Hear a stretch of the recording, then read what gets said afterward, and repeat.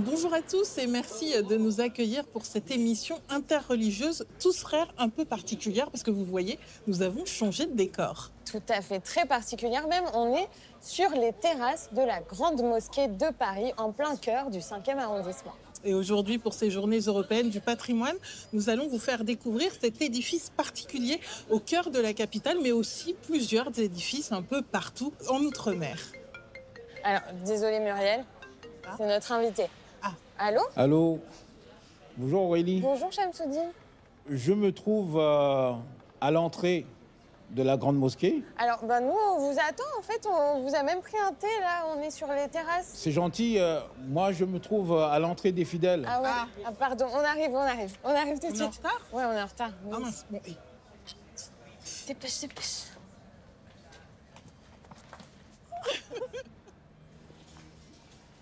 Bonjour Kimam. Ah bonjour. Là, ça fait plaisir. Enchanté. Bonjour Chamsoudine. Enchanté, Comment ça va? Ça va? Oui, Très ça bien. va. Vous n'avez pas eu des difficultés à me trouver quand même. Non, ça va. Je suis un peu trompée. C'est votre première fois, je crois, à la Ah, mosquée. c'est la première fois que je mets mes pieds dans cet havre de paix. Et croyez-moi, Vous allez vous en souvenir. bien sûr, bien sûr. J'ai découvert cette mosquée à partir de reportages. Et être là, vraiment, c'est super. C'est Je magique. kiffe, je Oui, kiffe. Ah en ouais. plus avec la petite musique de l'eau qui coule, c'est Ah oui, trop, on c'est entend. trop bien. Alors vous êtes imam à Massy en région bien ça, c'est parisienne, bien ça, oui. mais vous connaissez beaucoup mieux la Réunion, là où Oui. vous avez grandi. Oui, Et je crois que vous avez une histoire particulière avec la mosquée, la grande mosquée de la Réunion. oui, la mosquée de Saint-Denis, mosquée Masjid Nour, c'est-à-dire la mosquée de la lumière. C'est une mosquée qui est très symbolique pour moi, personnellement, surtout dans ma démarche spirituelle et ma découverte spirituelle. Elle m'a permis, au fait, d'être ce que je suis aujourd'hui, à travers une lumière. Une lumière, c'est la mosquée de la lumière. Une lumière qui est descendue dans mon cœur et qui a changé, a bouleversé toute ma vie. Ah, c'est la première mosquée de France et on va aller voir un peu à quoi ressemble ce lieu emblématique. On regarde et on se retrouve juste après.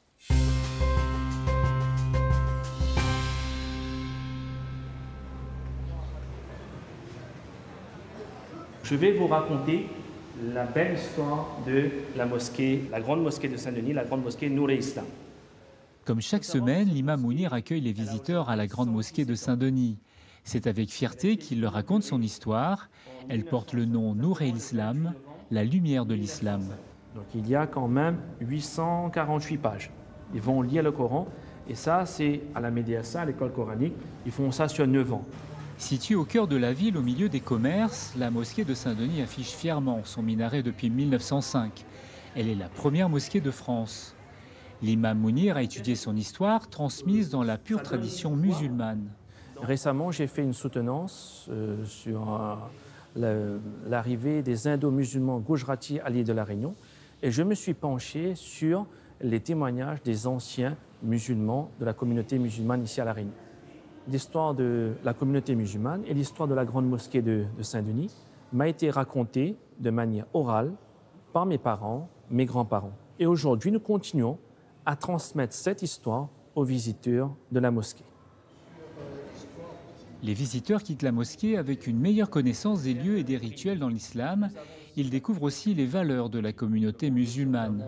Ce discours de fraternité, d'ouverture et de multi-religion, et voilà, et on sent le discours d'aimer son prochain, et je trouve que c'est la base de tout, quoi. Puis j'ai pu apprendre pas mal de choses, notamment sur la construction même de la mosquée, la première communauté, les origines, et puis l'attachement à la patrie, l'ouverture, la laïcité. L'histoire de la mosquée est toujours transmise de manière orale.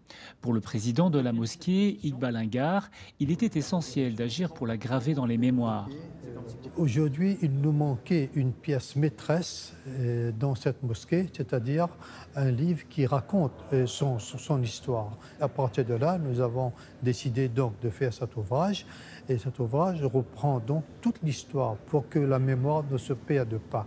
Nous avons un devoir de mémoire pour les futures générations. Cette mosquée est vraiment un témoin depuis l'achat du terrain 1892 jusqu'en 2022 où on est aujourd'hui.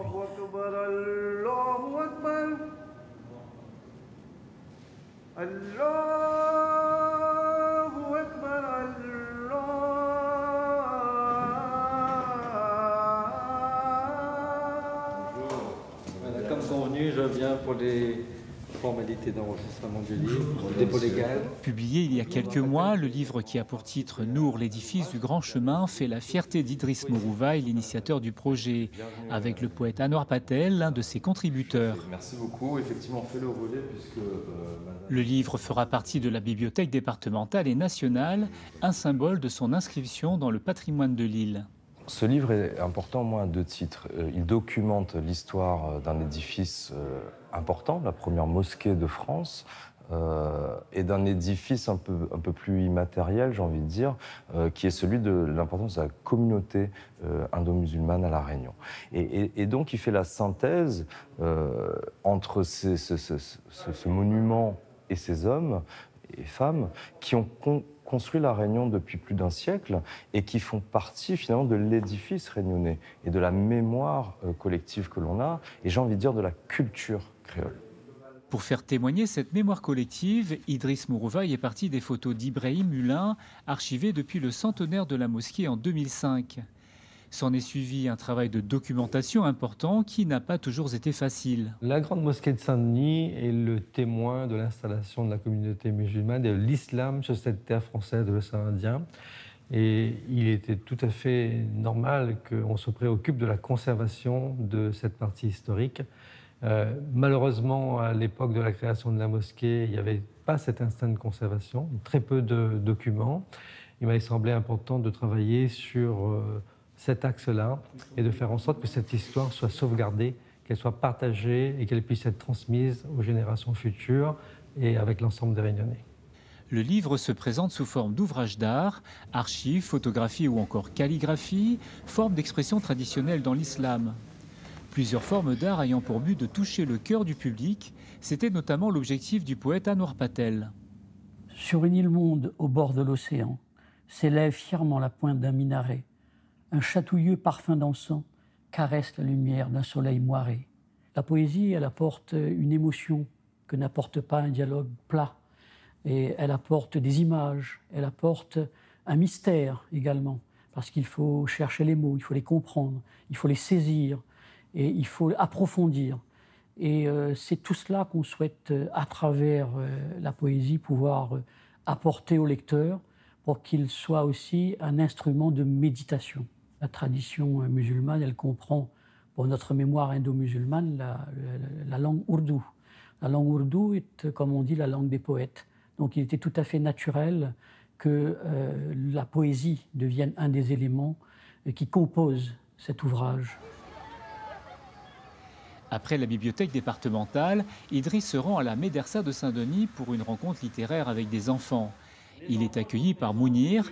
L'imam qui assure les visites de la mosquée est aussi enseignant à l'école coranique. De ce beau livre, l'édifice du grand chemin, qui raconte toute la mémoire, toute l'histoire. Pour l'imam Mounir, il est important d'assurer le relais entre les ancêtres et ses jeunes élèves pour qu'ils poursuivent le chemin ouvert par les premiers musulmans réunionnais. Que les premiers musulmans se sont établis et toutes les autres mosquées de l'île ont suivi après. Ce livre, ça va permettre de raconter aux jeunes une partie de leur histoire, de faire le lien avec les anciens, afin que ces jeunes sachent le désir de nos anciens, c'est-à-dire de respecter les religions, qui va faire naître d'une façon tout à fait naturelle ce vivre ensemble qui est le socle ici à La Réunion. Raconter qui on est et d'où on vient, un principe sur lequel chacun de ces enfants pourra se reposer pour que l'histoire de cette mosquée ne tombe jamais dans l'oubli.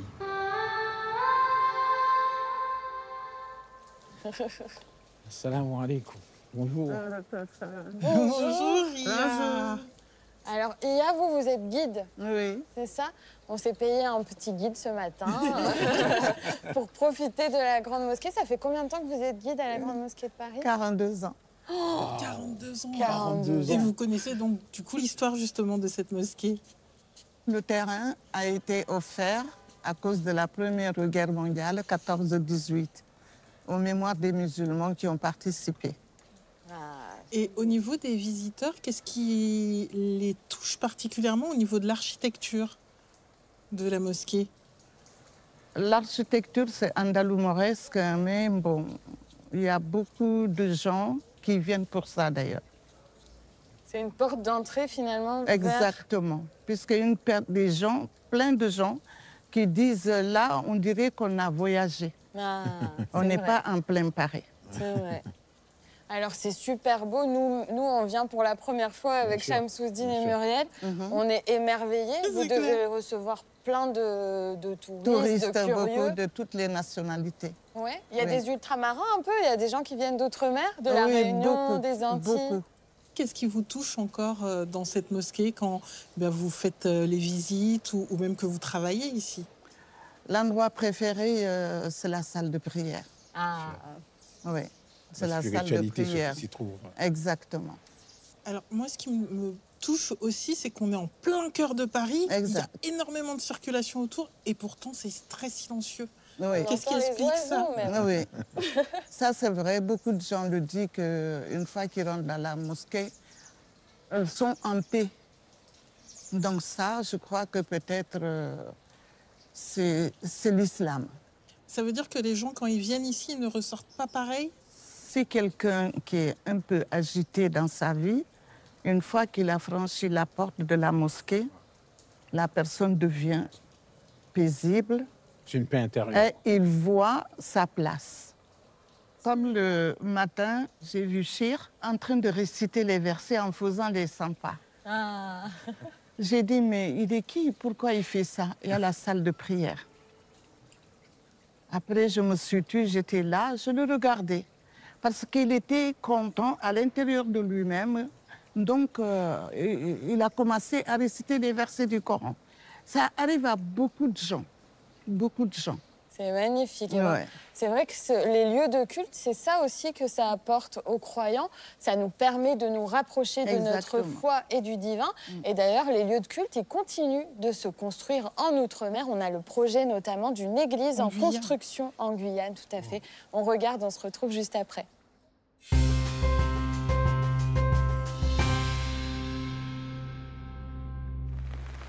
C'est un dimanche pluvieux sur le collège Saint-Pierre de Cognola-Mirande. Et à partir de 8 h, la communauté catholique investit le lieu pour sa messe dominicale en transformant le préau du collège en église éphémère. Pour Rudy, qui aide les musiciens à installer le matériel, cette situation l'a choqué quand il s'est réinstallé en Guyane en 2014. Et je suis arrivé ici, sur le préau. Donc j'ai dit à ma femme, non, c'est pas possible. C'est pas possible qu'on fasse la messe sous un préau de l'école. Donc il faut une église.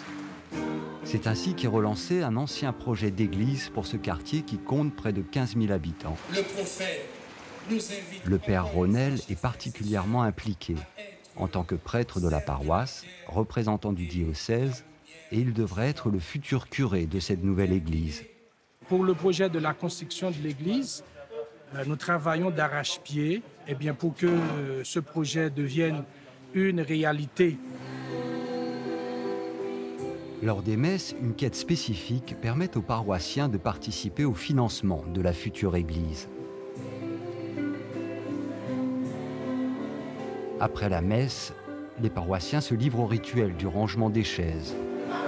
Ça fait 15 ans que j'habite dans le quartier et 15 ans que j'attends cette église. Vous avez vu tout ce qu'on a, tout l'aménagement qu'il est nécessaire de faire chaque dimanche. Donc il est important d'avoir un lieu dédié à la prière, aux rencontres, à la catéchèse, etc. C'est sur ce terrain que l'église sera construite. Rudy et le père Ronel sont les premiers arrivés sur place et montent un petit abri. Aujourd'hui, des paroissiens viendront défricher le terrain et construire un carbet. Chacun ramène ses outils, ses compétences et son énergie. Ce chantier, c'est un chantier familial. Je peux me permettre de dire chantier familial parce qu'on se connaît tous. Et les paroissiens, ils n'hésitent pas à venir nous aider. L'aide est aussi financière et les paroissiens ont réussi à réunir une somme de 100 000 € sur les 990 000 nécessaires. Nous avons, avec le financement des paroissiens, nous avons pu commander la structure métallique. C'est une étape importante pour la future église. En vue des travaux qui approchent, un abri permanent est désormais nécessaire. Monsieur Léonard a récupéré une ancienne structure en bois qui servira de base au futur carbet.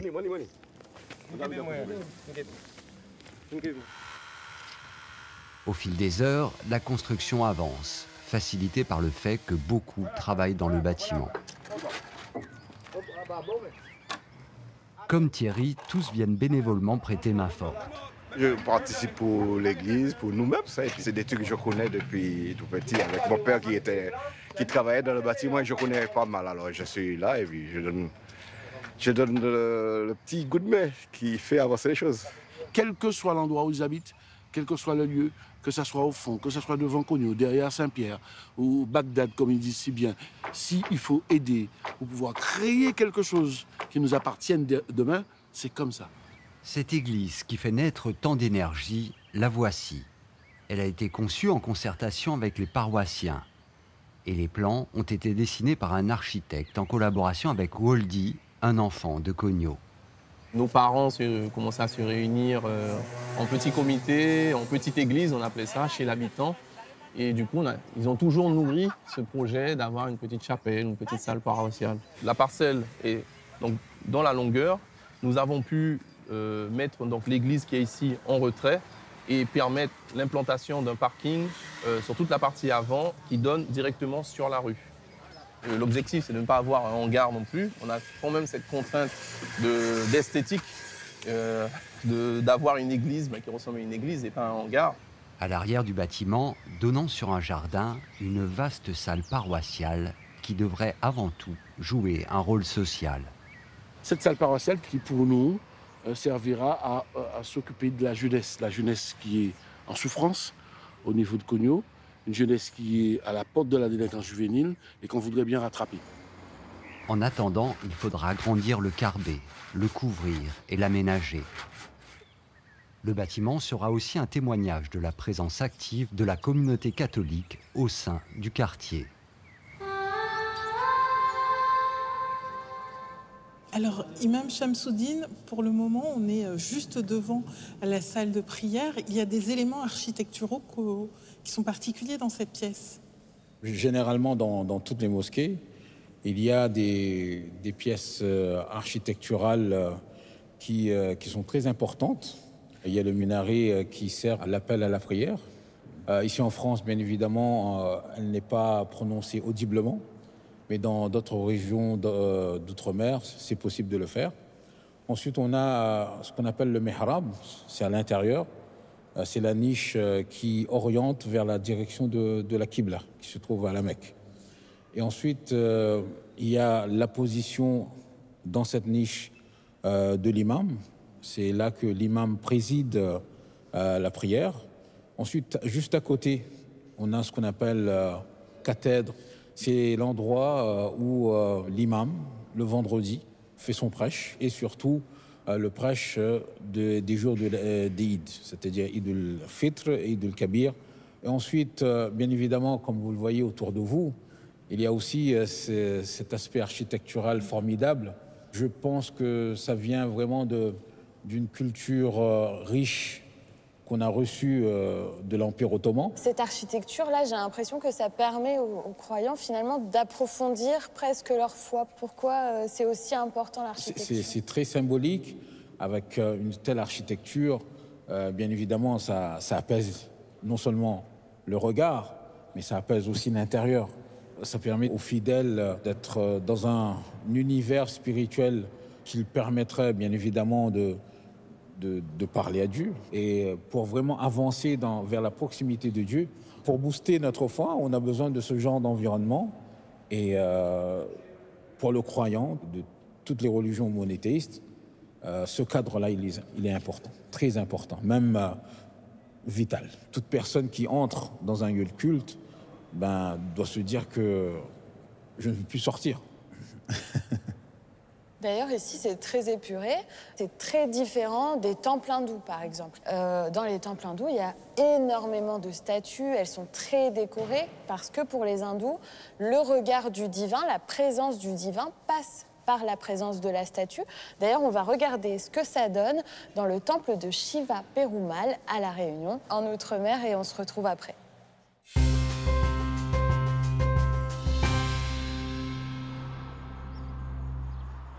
Florence se recueille devant les photos de ses ancêtres.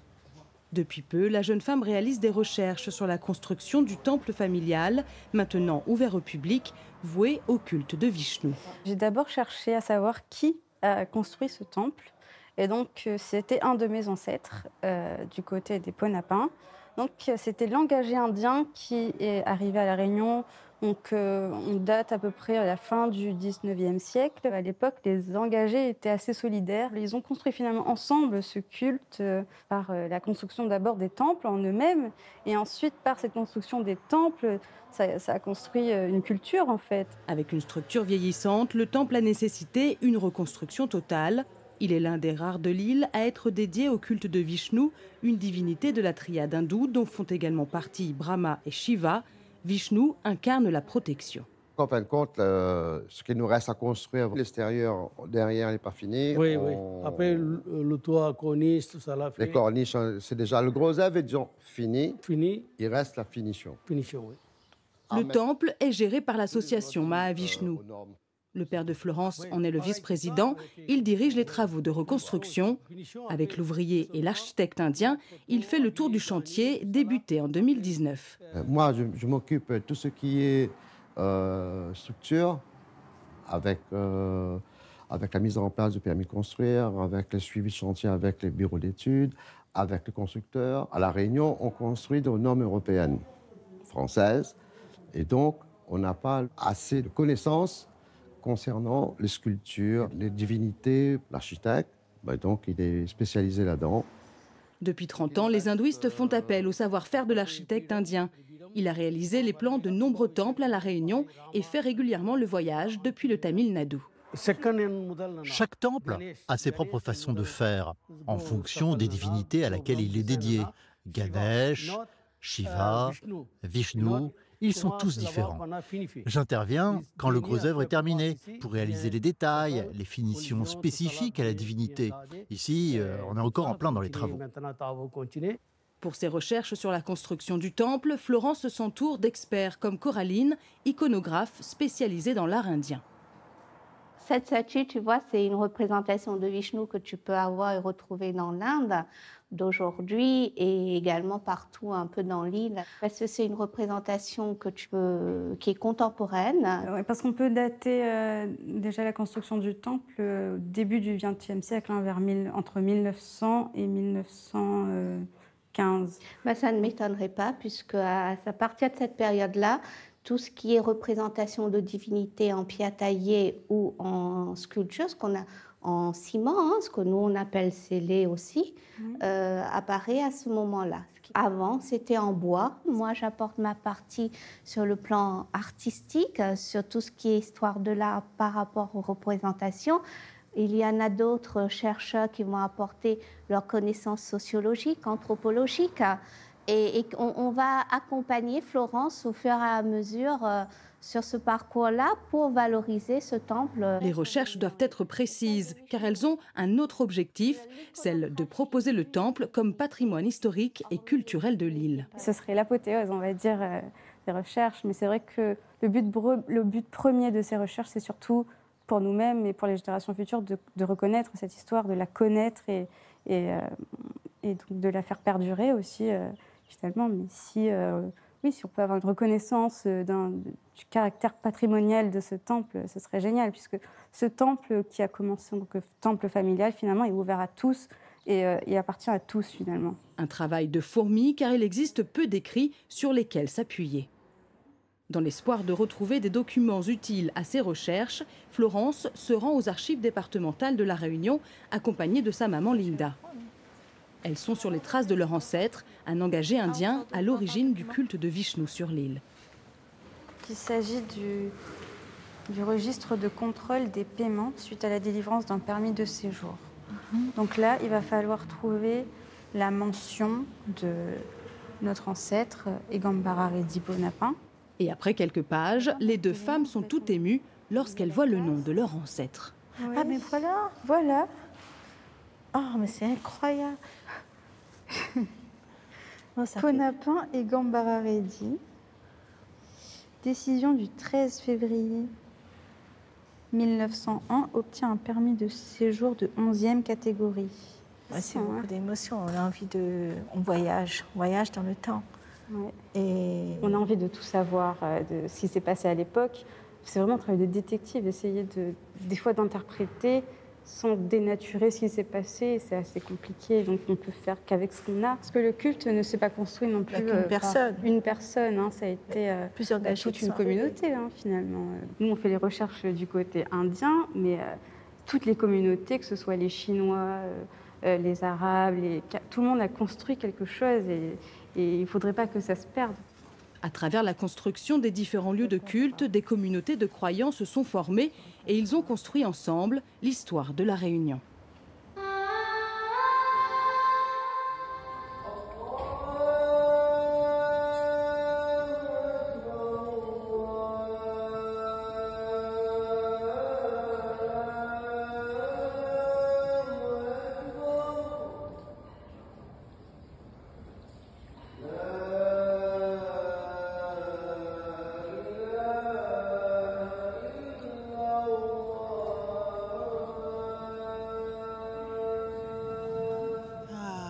Imam Shamsuddin, vous qui avez prié pour la première fois ici dans la salle des prières de la Grande Mosquée de Paris, quelles sont vos premières impressions? Écoutez, pour un musulman ou un religieux, c'est toujours un moment mémorable de pouvoir dialoguer, converser avec Dieu. Et ce qu'on apprend de nos traditions, c'est que on est vraiment proche de Dieu lorsqu'on est en prosternation. Et de poser son front et de montrer sa soumission envers Dieu, eh bien c'est le moment le plus magnifique pour un croyant, croyez-moi.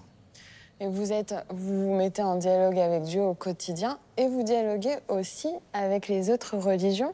Bien sûr, ça, c'est aussi dans notre histoire de Réunionnais. Je m'associe à ça. C'est aussi ce qu'on essaye de faire avec Tous Frères. Ouais. Comment vous vous y prenez ici, en région parisienne? Nous avons une association qui s'appelle le GAIC, Groupe Amitié Islamo-Chrétien.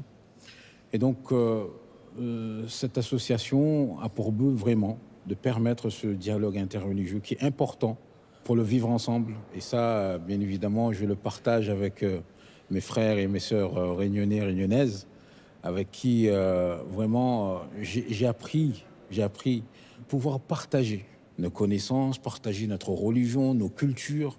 Et ça, c'est important. Et donc, le dialogue interreligieux, ça permet non seulement aux musulmans de se connaître, mais aussi d'étudier d'autres religions qui ont certainement, et surtout lorsqu'on parle de religion monothéiste, qu'une proximité incroyable avec l'islam. Il est manifeste que le Coran parle de différentes religions, du judaïsme, du christianisme et d'autres dogmes. Et ce qui est important, c'est vraiment le dialogue. Et c'est ça qu'on doit vraiment accentuer aujourd'hui, de permettre aux jeunes de France de connaître son prochain. Nous avons tous un seul but, c'est la quête de Dieu. D'accord? Et donc, ce dialogue interreligieux permet, nous tous, ensemble, d'aller vers cette quête. Merci beaucoup, Imam Shamsuddin, de nous avoir accompagnés dans cette découverte de ce lieu exceptionnel. Merci. Et merci à vous de nous avoir accompagnés pour ces Journées européennes du patrimoine. On espère que la visite a été belle également pour vous. Et on espère que ça vous aura donné envie aussi d'aller découvrir, redécouvrir le patrimoine religieux qui est riche dans nos territoires d'outre-mer. On se dit donc à bientôt.